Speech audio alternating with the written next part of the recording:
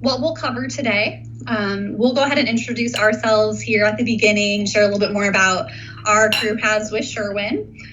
We will go through just a high-level overview about Sherwin Williams. A lot of you have probably seen our Sherwin Williams paint stores, but there's just so much involved with our organization. So we'll give kind of a high-level overview of that, and then really jump right in and talk about the day in the life of a field auditor, and all the different things involved in that role. And then lastly, we'll end on just ways to stay engaged with Sherwin Williams and ways to keep in touch with us, especially if this role would interest you. So we will definitely be getting started on all of our 2021 recruitment here in August. So coming up here in the fall. So it's great to connect with all of you today and just be able to share a little more about that position and stay in touch. So I do have everyone on mute for right now. So we'll go ahead and keep everyone on mute just during the presentation portion. But you're welcome to type in your questions in the chat box if you have questions. We'll make sure that we cover all of those at the end. And then at the end as well, you're welcome to take yourself off mute if you want to just, ask us any questions more about the program. So thank you again for joining us, on a Friday. It's great to connect with all of you. So just to share a little bit more about myself. So my name's Kate Blake, again, one of our recruitment specialists here at Sherwin. I've been at Sherwin about 4 years, and I'm actually from Iowa. I graduated from the University of Northern Iowa with English as my undergrad and my master's in student affairs. So I've been at Sherwin about 4 years and recruited for lots of different programs, kind of during that time, field audit about that entire time, and then have worked with a lot of our other finance and accounting roles. I've also gotten into some of our, sales and marketing positions, and also work with one of our early talent sales programs now too, which is great. So that's a little bit more about myself. I'll go ahead and kick it over to Aeisha and Victoria.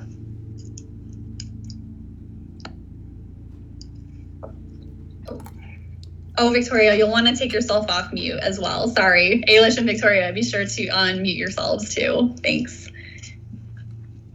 All right, perfect. All right, so my name is Victoria. I've been with Sherwin since 2016. I went to Heidelberg University for my undergrad and Bowling Green State University for my master's. My zone is currently New Hampshire, but it also covers Maine, Vermont, and Massachusetts. I have 68 stores that I cover, and which is about 66% of me traveling.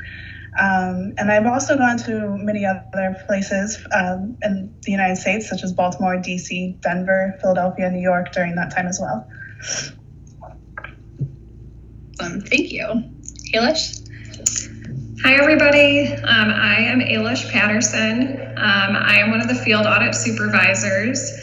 I currently cover the team that's based out of the West Coast. So my team is primarily based out of California, the Pacific Northwest, Colorado, Utah, and Arizona. I've been with the company for, I'm going on 6 years now. I started at corporate as an intern in accounts payable. And then I went into field audit as the Denver South field auditor. At that time I had, I think around 75 stores, and my travel was about 65 or 70%. I was in the field for 2 years, and then I transitioned into a financial analyst role in our global supply chain division, where I worked at a distribution center out of Denver, Colorado. I did that role for 2 years, and then this past March, so just about a month ago, I transitioned back into the audit department as a field audit supervisor. Awesome. Thank you. And I should mention, I guess, I graduated from Cleveland State with my bachelor's in accounting. Awesome. Thank you, Aeisha. Awesome. You'll definitely get to hear more from both of them as we chat today, which will be great, just hearing that firsthand experience. So we'll go ahead and just kind of jump into a little bit more about Sherwin Williams. So I always love sharing a couple of these slides because it really just shows how large Sherwin Williams is and all of the different things that we do as a company, being a global leader in the paint and coatings industry. So You'll see we have a large global footprint, Fortune 500 global company. A lot of you have probably seen our Sherwin Williams paint stores around. So we have over 4,600 stores. Our auditors obviously work very closely with these stores as well to help them be successful. But in addition, you'll see our sales revenue there. So we ended 2018 with about $17.5 billion in sales, over 60,000 employees as well with the Valspar acquisition in 2016, which really grew us quite a bit at that time, and then in over 110 countries as well. You'll see we're on like almost every continent throughout the world, which is very cool as well. So then just to kind of go into a little bit more detail with all of the different things that Sherwin Williams does, we talked about the stores. So our stores group, also known as the Americas group, so that really does cover the paint stores that you see all over those 4,600 stores.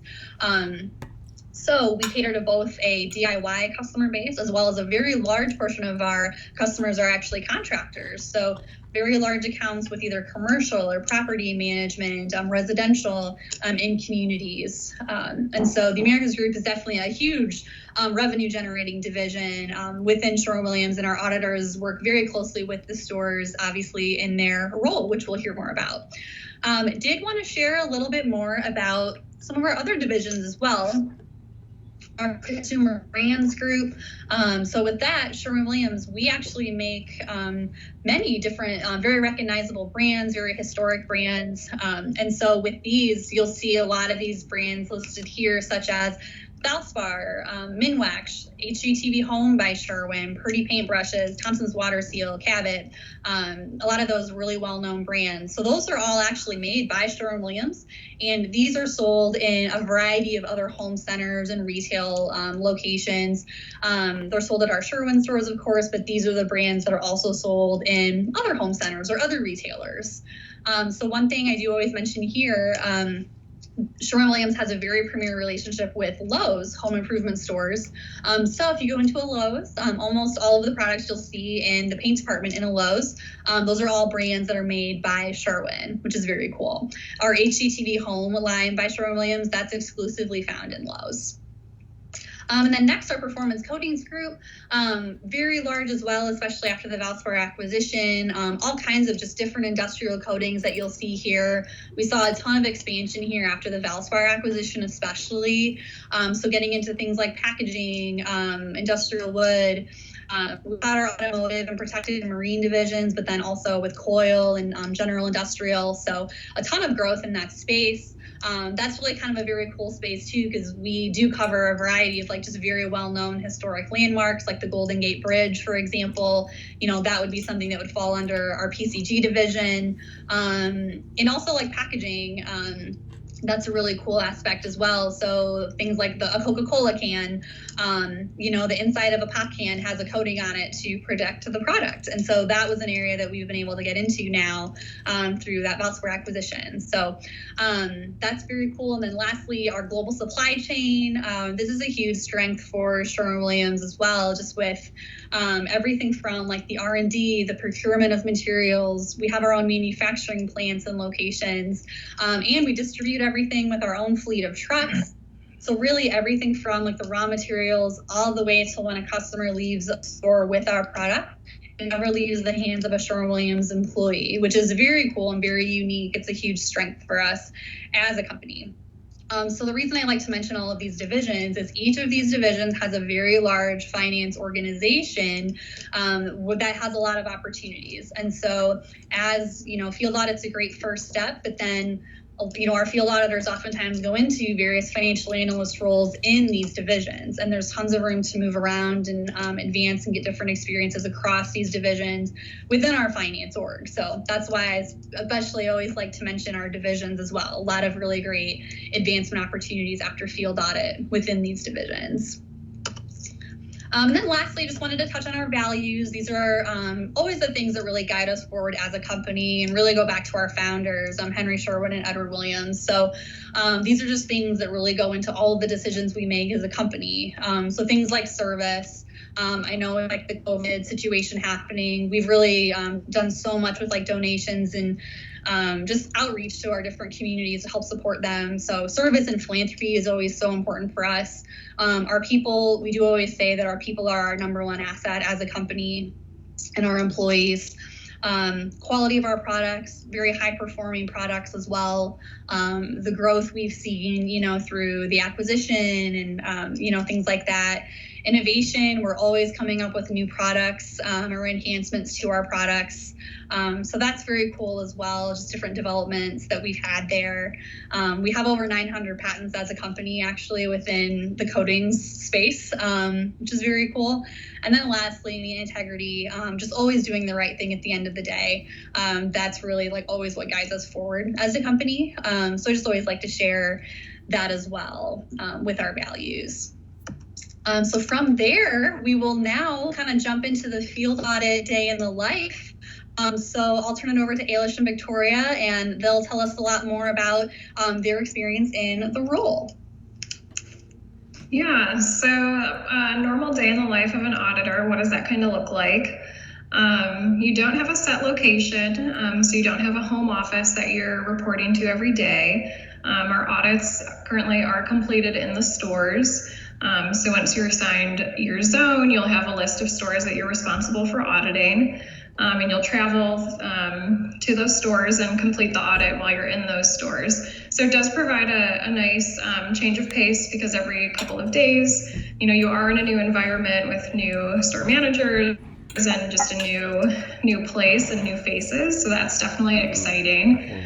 While we're conducting our audits, what we're reviewing are our store's internal controls. So we look at operational things, aspects, as well as financial aspects. So we do review daily store transactions, batching and filing of paperwork, but we are also reviewing the store's profit and loss statement for any discrepancies or maybe some fraudulent activity, things like that. The audits are conducted independently, but there are opportunities for you to work with other auditors throughout the nation, throughout the field. So whether that's communicating via chat or email, or if we pair you up to maybe do a peer audit with somebody that's in another zone, or maybe you'll be training some new hire auditors that get brought on. There are definitely opportunities where you are interacting, with the other folks in the field. And then one of the really cool things that we do is every year we do have an annual audit conference. So at that point, we bring all the auditors, usually to Cleveland, and we have just a great couple of days where everybody just gets together. We can share ideas, and we have some presenters come in from other divisions or loss prevention. So it really is a great opportunity to really put some faces to those names that you're talking to every day. And then just growth within the field, like I mentioned, there are opportunities for you to get trained in advanced facilities, which those are just the stores that are maybe a little bit more technical than our paint stores. So you'll have opportunities to learn about those, and then also train fellow auditors, as well as going through a training to train new hire auditors.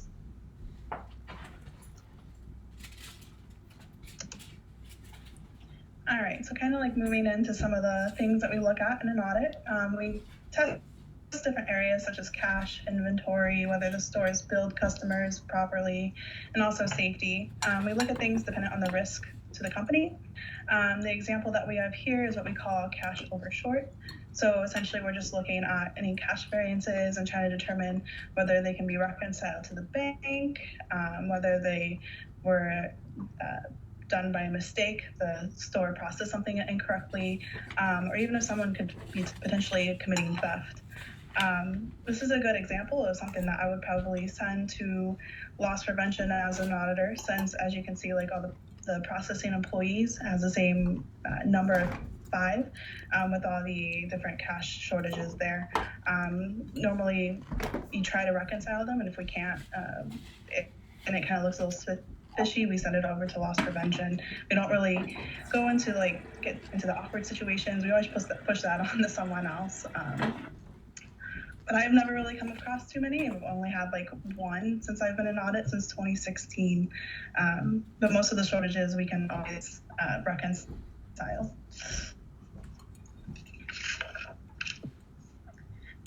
We also look at things that the store is spending money on, whether that's expenses on the P&L, or also how they're spending cash, writing store checks. Normally you'll see where they went to like Walmart to buy a broom because they're broke, or they had a promotional luncheon that day, so they had to go buy cups and plates. But we just want to make sure that the receipts and everything match what they're saying that they should be. This is a good example of something that probably shouldn't have happened. For moving violations in a vehicle, obviously the store should be paying for your speeding ticket if you're either driving to a delivery or something else that was happening.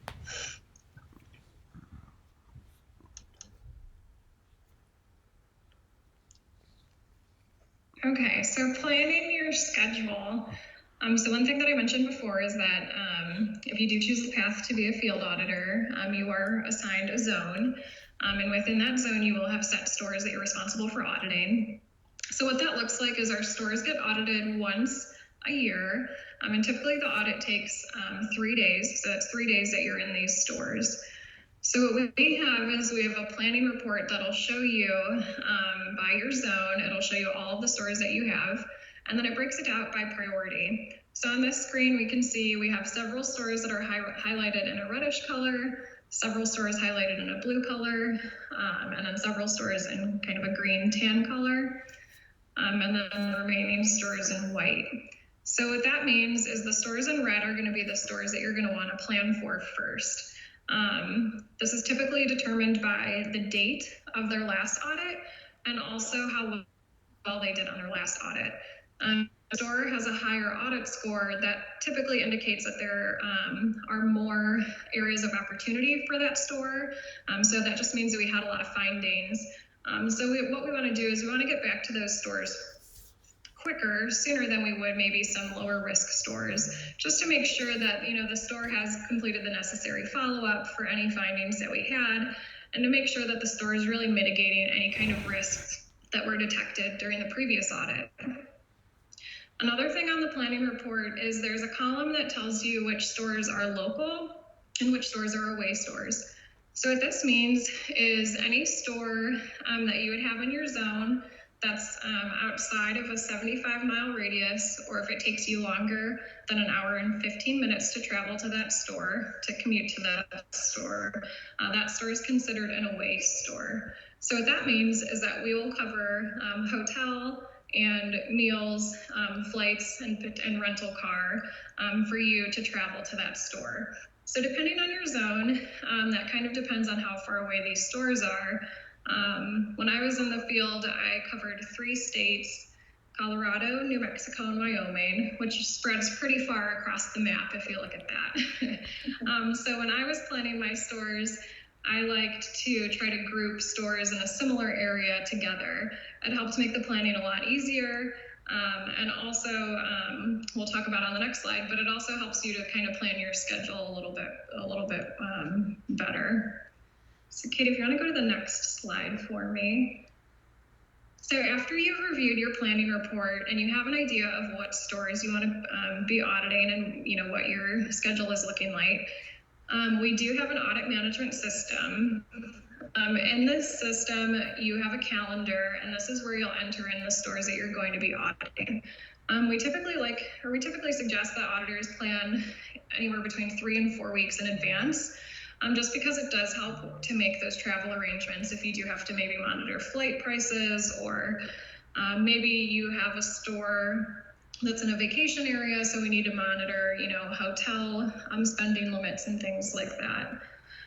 So typically you'll be planning 3 to 4 weeks out, or 3 to 4 weeks in advance, and you'll enter in your schedule into this audit management system. You can see here some of the audits are showing on Saturdays and Sundays. We just work Monday through Friday. It's just that the system, you select your start date and your end date. So if you start an audit on a Friday, the system is going to carry that audit over the weekend. So we don't want you to think that you're working on Saturday and Sunday, but it's just a goof in the system. But that's where you would track your audits. And then once the audit is complete, you would also upload your final audit into this audit management system.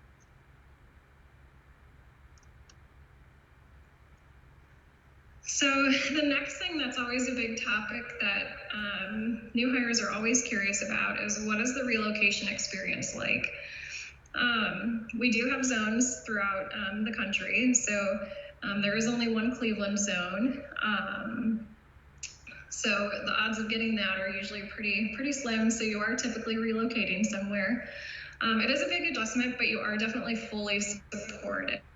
I definitely felt the support from my field audit supervisor as well as the relocation agent that I was paired up with. They do cover everything for you as far as getting the U-Haul, to do your self-move and things like that, which we'll get into in the next coming slides. But it is exciting. You do get to see a new part of the country that you maybe have never experienced before.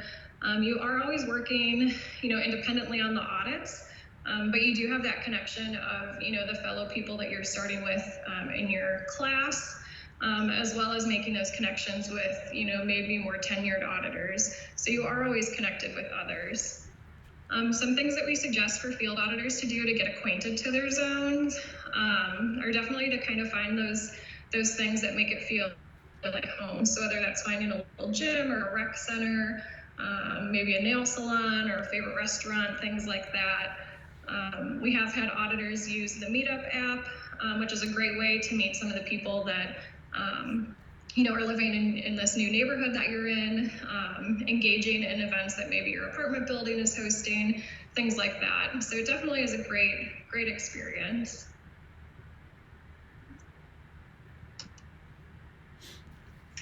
All right, so when I was able to choose my zone, then I had two options. I had either Manchester, New Hampshire, or Little Rock, Arkansas. I obviously chose New Hampshire. I do not like the warm climate. So I began my orientation and training in August 2016. And about 2 weeks into the training, I got a call from the relocation company, and they set up like all the logistics of moving truck, if I needed help breaking a lease, if I wanted a pre-move visit, rental car, if I was shipping my car, all those things that are kind of costly and could possibly stress you out during your relocation. So basically, they did everything, and I just had to find an apartment, figure out where I wanted to live. Luckily, they had the auditor who was in my zone before I was still working with the company, so I was able to contact him, ask him which area would be best to live in, and he told me a place about 20 minutes away. I decided I didn't like that place. I liked it better here. But I found all that through online searches for like Zillow and Trulia, like all those like home buying websites. They have apartments as well. I've been in the same place for 4 years, so I guess I did okay. And then you have a week in Cleveland and then 4 weeks of training, and then you have what's called a week of a solo audit. So you have 5 days to complete an audit close to you where you live now.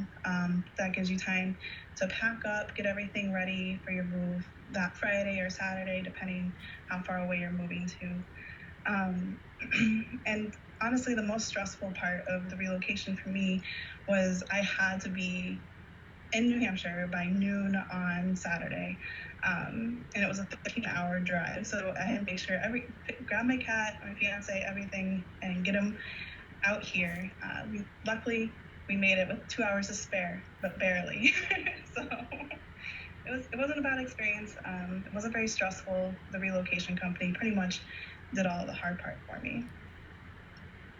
Awesome. Thanks, Victoria. And I think we have some pictures of your zone and some stuff that people enjoyed while you lived there. So yeah. So I have the bottom right-hand corner. That's what we call the COG train. It's one of the oldest trains in the country that takes you up to Mount Washington. So if you see the picture in the corner and the picture in the top middle, those are taken a half hour from each other. So nice and pretty to like foggy and cold. And then Maine is really known for LL Bean, and they have the LL Bean boot truck.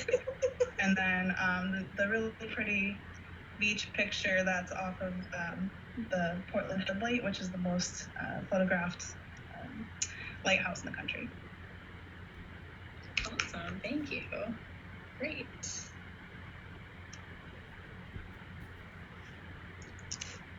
So my relocation experience when I was in the field was pretty similar to Victoria's, but a little bit different.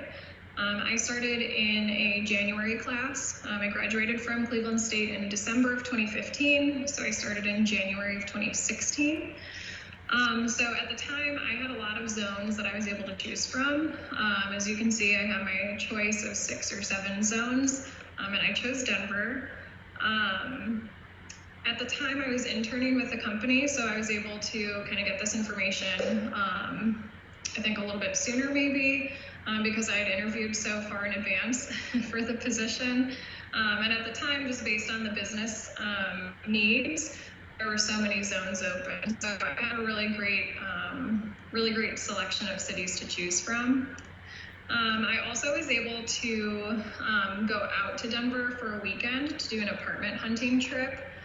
This was really great because I, similar to Victoria, I had asked a friend that lived out there, but then I also utilized, apartments.com, Trulia, things like that, to really help identify some available apartments. So when I went out to Denver, I was able to, meet with landlords and meet with different apartment buildings to find the best fit for me.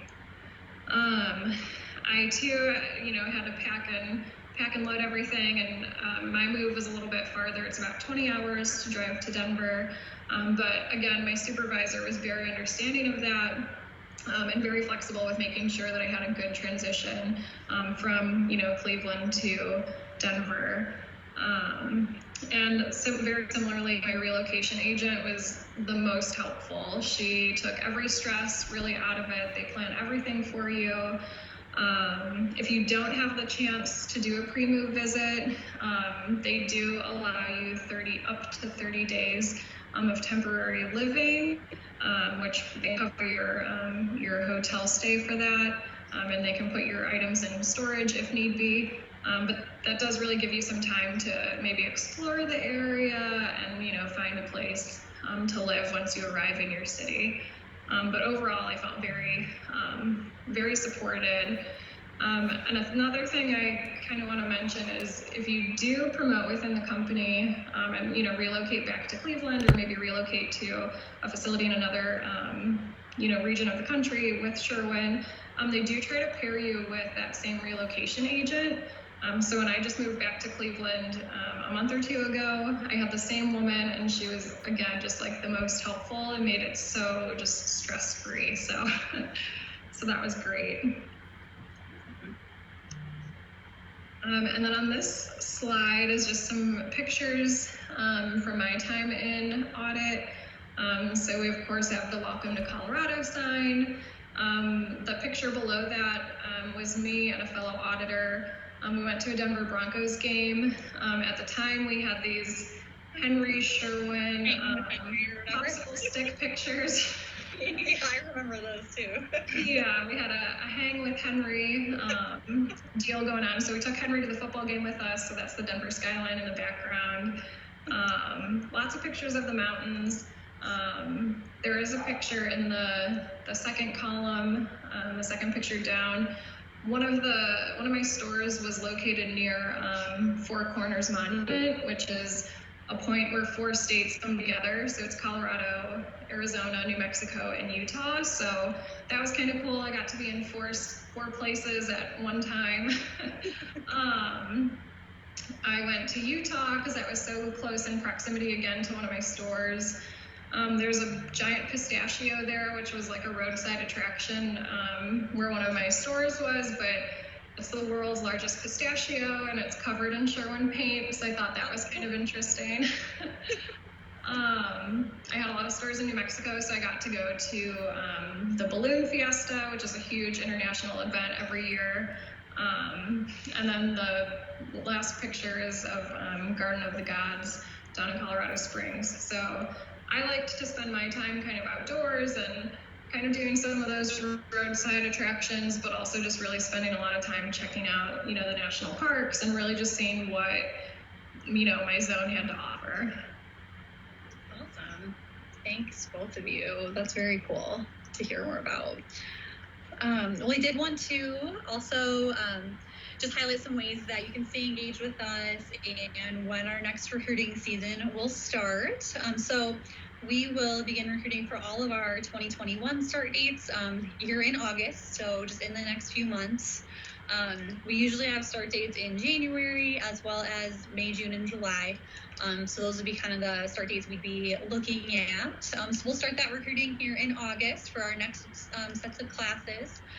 So at that time, we'll have the role posted on careers where you can go out and apply for that position.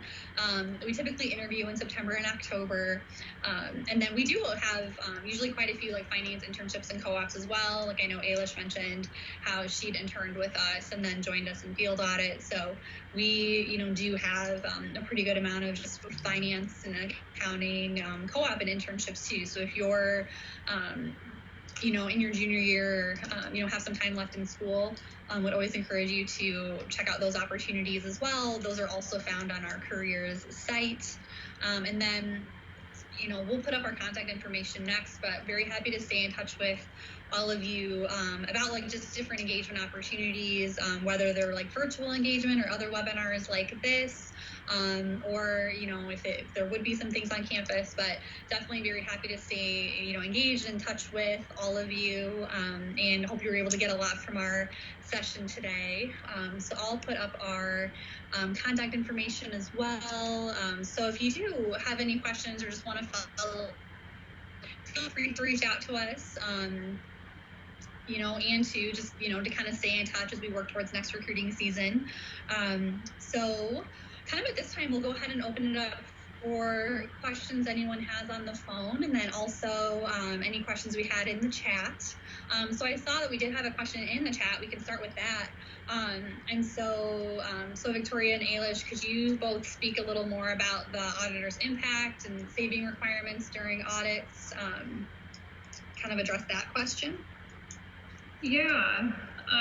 So one of the things that is really important for auditors and their time in the field is their statistics. So we do have several areas that we kind of grade like your final audit reports on. So there is a statistic for impact. So for us, your audits could be low impact, medium impact, or high impact. And that really has to do with, what types of things are you finding in the store? How risky are those things? Maybe how many infractions you have, things like that. Cost savings that we can look at, you can definitely track that. And that is something that you could be reviewed or graded on. So maybe you find misprocessed transactions, maybe the store expensed to something twice, maybe they had an invoice sent to them that they processed that was actually for another store. Things like that are definitely important. So that really ties to not only looking at the operational side of the store and how they're processing transactions, but also looking at the store P&L and reviewing the store expenses and really making sure that those expenses are hitting in the right bucket and that they're hitting the right P&L. Make sure that they're hitting the right store, things like that.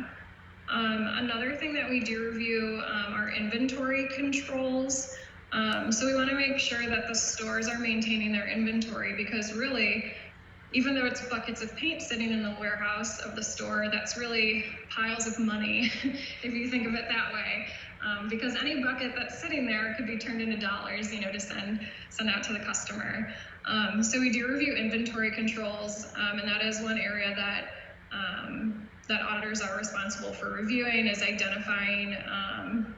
We try to have them identify at least $500 worth of inventory finding per audit. And that's something, again, that once you're in the field, you'll kind of progress into, being trained on maybe some common things that stores could do potentially to manipulate inventory and things like that. So you definitely do have to use some of those critical thinking skills and even kind of think sometimes like a store manager. But that is something that we do definitely provide training on. So, you're not expected to just know it all right off the bat. That's true. Victoria, did you have anything else to add from like the controls or the impact from what Aeisha had mentioned? So impact, it also varies per the store too. I have a lot of really small stores, so I don't know if anyone has ever heard of a town called Calais, Maine. There's less than 5,000 people who live there. So, a small store like that, you may not have as many infractions or findings at that store as you would a store that's $3 million a year store. Because they're smaller, they have less to do. They're looking at their P&L and their expenses, and they're really making sure all those are good. And while all these requirements too, they might seem like a lot of work and like it can be stressful. It's really not, because as long as you were trained well, which even if you have questions after training, I know I've trained 7 people so far in the last 2 years. So even if you don't feel like you have the best of grasps on things when you leave, I know I at least get 7 to 8 messages from other people every day, so don't feel like you're left out there on your own either. But yeah, the requirements, they come naturally as you start go into the audit. Like, nothing to be afraid of or anything like that. Once you're trained, all of the things that we talk about kind of fall into line. Could you both talk a little bit more about the training as well and what that process looks like? Yeah, definitely. The onboarding process for auditors is a 6-week process. So your first, I think it's probably like half a week or first week is at corporate, and that's really where we get you kind of your materials and your laptop, your phone. We give you, the training manual, kind of go over how to file expense reports, some of that kind of admin work. And then the next 4 weeks, you're actually spending out in the field. So we pair you up with 2 different auditors. So you spend 2 weeks at a time with each auditor. And at that time, they're really going through all of the audit steps. So in our audit program, everything is lined out step by step. What our issue criteria is for a write-up, what period of time are we reviewing for each step? Is the step high risk? Which high risk steps are typically, related to cash handling? Is it a low risk step, which could maybe be I don't know, does the store have a plastic bag ban? Are they, charging people for plastic bags? Things like that. So you do definitely have a great outline of all of the steps. And then during that 4-week period where you are with the other 2 auditors, you are actually in the store talking to the store managers, reviewing the point of sale transactions, things like that. So you are actually having a hands-on training, which is really great. And then the last week of training is when you complete a solo audit. So you have a full week at a store that's local to you, where you'll actually be conducting the audit on your own. And then during that time, there will be a day that your supervisor will come out and spend a day with you just to check in, see if you have any questions, see if the audit is progressing, things like that. So it definitely is a very inclusive training process. We do try to pair you up with a mentor, so somebody who's been in the field for a good amount of time, so that way you have that connection as well, somebody to reach out to. So yeah, I think it's really great. And then we do, I mentioned earlier, our audits are typically performed over 3 days. But when you're starting out, your supervisor is pretty flexible with working with you to gauge, how confident you're feeling in getting to that 3-day mark. So when I started in the field, I think when I got to Colorado, I think I did 1 5-day audit and 2 4-day audits before I went down to that 3-day mark. So like as Victoria mentioned, you do have a lot of support in the field, so you don't have to stress too much about, getting everything down during those 6 weeks. It is something that, the more you do it, the more comfortable you get. But there is definitely a great support network with other field auditors. Mm-hmm. I think there is too. It's always very easy to reach out to people with questions, whether it's people who you started with or who you trained with, or people that are kind of maybe around the same area as you. So that is very nice of having such a big team. There's lots of people who you can reach out to with questions, and everyone's really just very happy to help, which is great. We also had a question that was in the chat box about favorite parts of working at Sherwin. And so I can kind of start with this one, and then Aeisha and Victoria, we can have you both answer as well. But it kind of gets into what I had just said about like being such a helpful work environment. That's definitely been something I've really enjoyed with being at Sherwin. Just it's such a very like welcoming place. I think everyone's just very helpful and supportive if you have questions. And like I said before, like I'm from Iowa originally, and like when I started at Sherwin, I'd lived in Cleveland maybe like a month or two, so it was like a new city, a new company and everything. But yeah, like that was just always something that really has stood out to me. Is it was just such a welcoming place when I started. It was just very easy to meet people and get to know everyone, and I've met and gotten to work with a lot of really great people during my time there. So definitely all the people I've worked with and met have been great, very supportive environment. And I think too, like just the career opportunities to grow your career in the long term, especially within the finance organization, how we talked about the different divisions that you can move around between and just really get different perspectives of the company as you advance, and even many of our management and senior leaders in finance actually began their careers in field audit. A really great example of that is our CFO, Al Mastician. He began his career at Sherwin in the field audit program, which is very cool.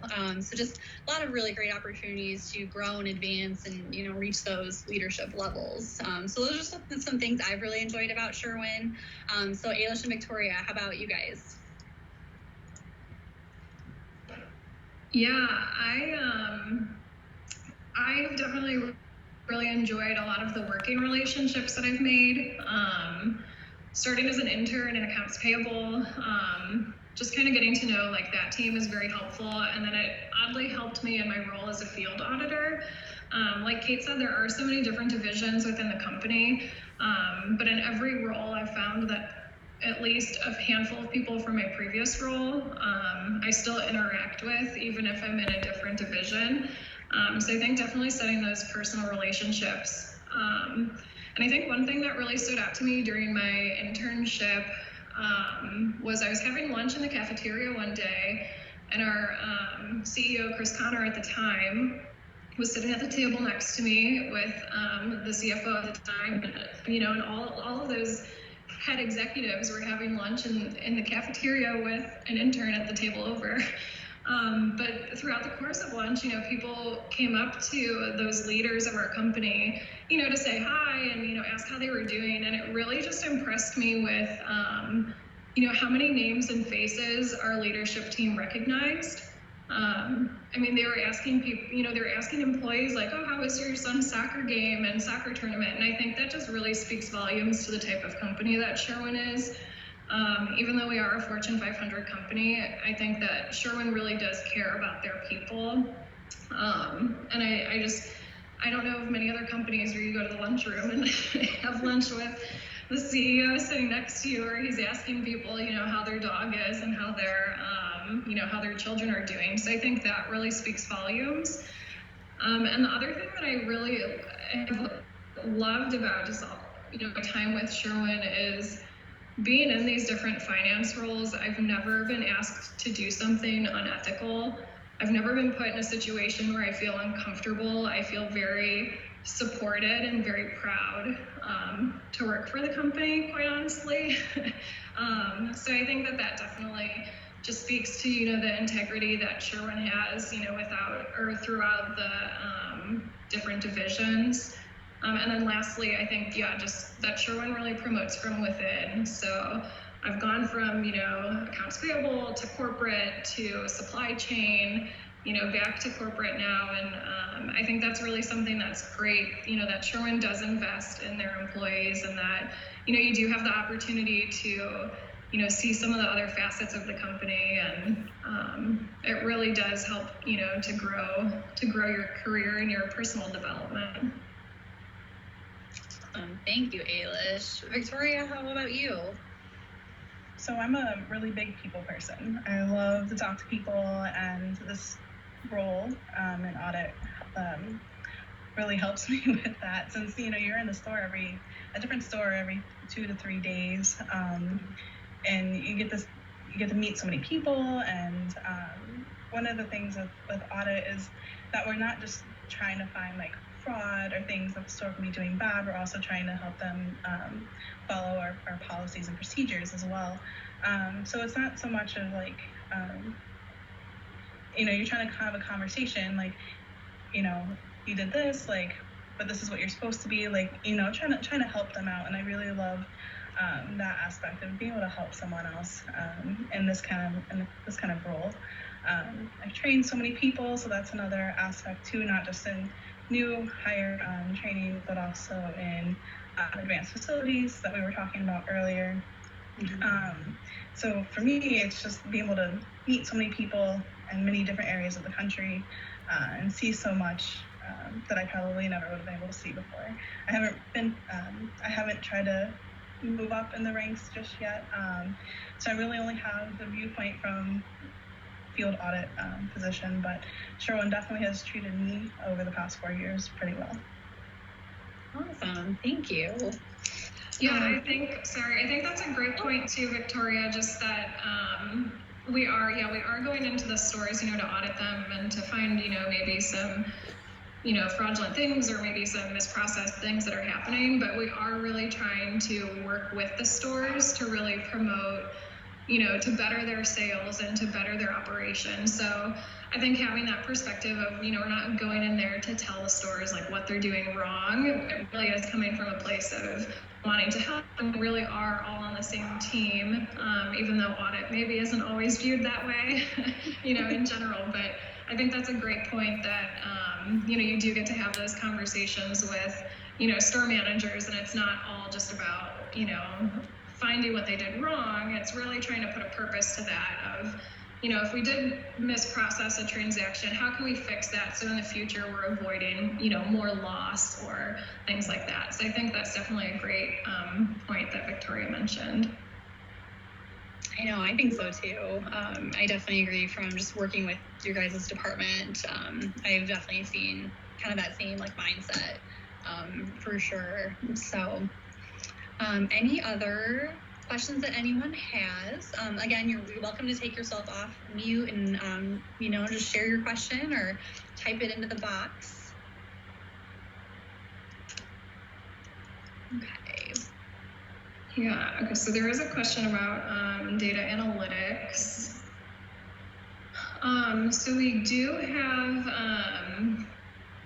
some internal sites, I guess, that we use to pull different reporting from, the store's point of sale and things like that. And we are currently working on developing through Tableau.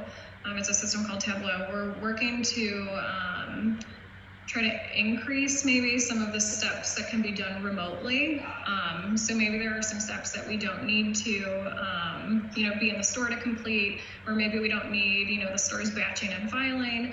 So we are in the process of developing a lot of those steps so that they're not as manual of, having to physically be at the store and on the store computer, kind of maybe hindering, the store operations, and the manager needs to check out a customer and you have this inquiry pulled up. So we are definitely trying to improve and trying to better our data analytics. Right now, we definitely do have a lot of steps that could be done remotely or through some of these systems, pulling those reports. But there is always going to be some sort of follow-up that's required, just with having those conversations with management, maybe to get some more background on the transaction, or maybe we do need to, pull some of the, bank deposit slips to see, when the deposit was made and things like that. So we are definitely trying to advance our data analytics right now. And I think, Aeisha, kind of what you mentioned there kind of goes into the next question a little bit too, just with it mentions about with the pandemic and performing our audits, but you had mentioned a lot of great points with, maybe being able to do some more steps remotely and working towards some neat things that way, which is great. And I think also as a company, obviously, just working to adapt to the situation, and it's a very fluid situation too. So it kind of just continues to evolve and change. So I know like our audit department just working with leadership on the best way, for us to move forward. And but yeah, that was definitely a really great point about, some of the remote opportunities, like with some of the steps. Yeah, I think it's also been just really great because during this time we have been able to pair up with other teams at corporate that could maybe use some support on some special projects that they have. So we do have auditors, working on those special projects because we're not able to go into the stores right now. And I think that has been so beneficial on both ends for the auditor and for the team that they're supporting, because it really is giving these auditors a glimpse into some of the other departments that we have, which will not only help that department that they're supporting, of course, but also really help the auditor and kind of help them, maybe decide like, oh, this is an area, that I could see myself going into, or, even just again, establishing those working relationships. So we definitely have been able to have, sorry, my dog is barking in the background. But we have, had some auditors really working on, getting some of those remote steps, a little bit more up to date, and really identifying some hiccups of maybe where we need more data and more information. But we have also been able to support some of the other departments at Sherwin. So I think it's been a really great opportunity for both sides. Yeah. That is really good. Yeah, especially, like you said, just with being able to maybe like help out with a project in another team and just kind of get to learn more about what that department does, or maybe see a different vision, and good way to network, of course, and just continue to build your knowledge. And, maybe that would be a potential department that, auditors might be interested in the future for positions. So awesome.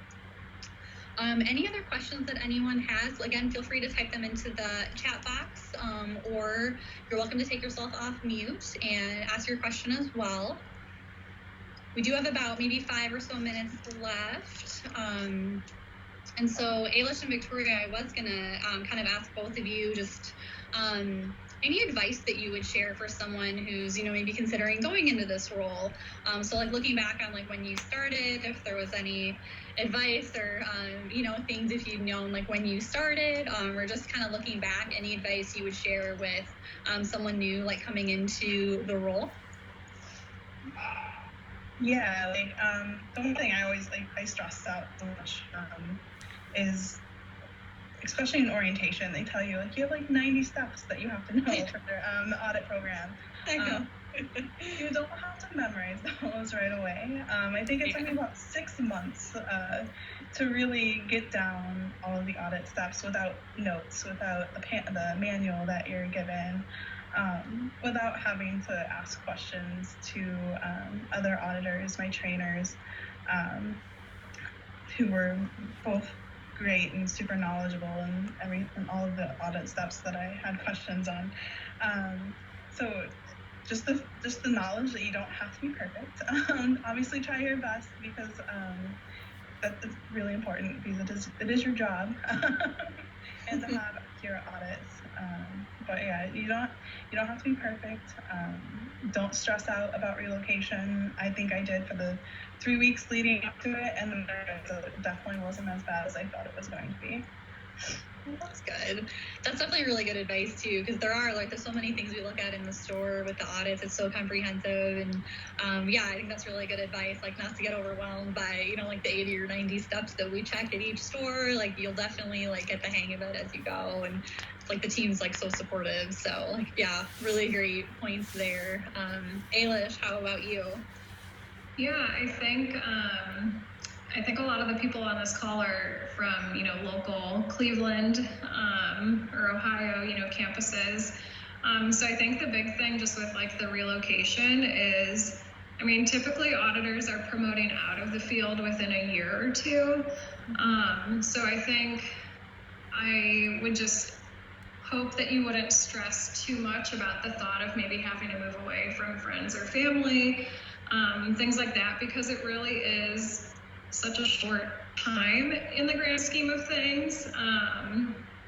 And I really do think that it is such a great opportunity to really experience just some new places. And I don't know, I feel like it was just, I had always wanted to leave Cleveland, but if I didn't have a reason to, I probably would not have just up and moved. So I feel like for me, audit was just like the perfect opportunity to go, explore some new things and to really like gain a good understanding of what really drives our business. So not only professionally was I learning a lot just about how our store operates and really like how our front lines of the company, like what they're doing.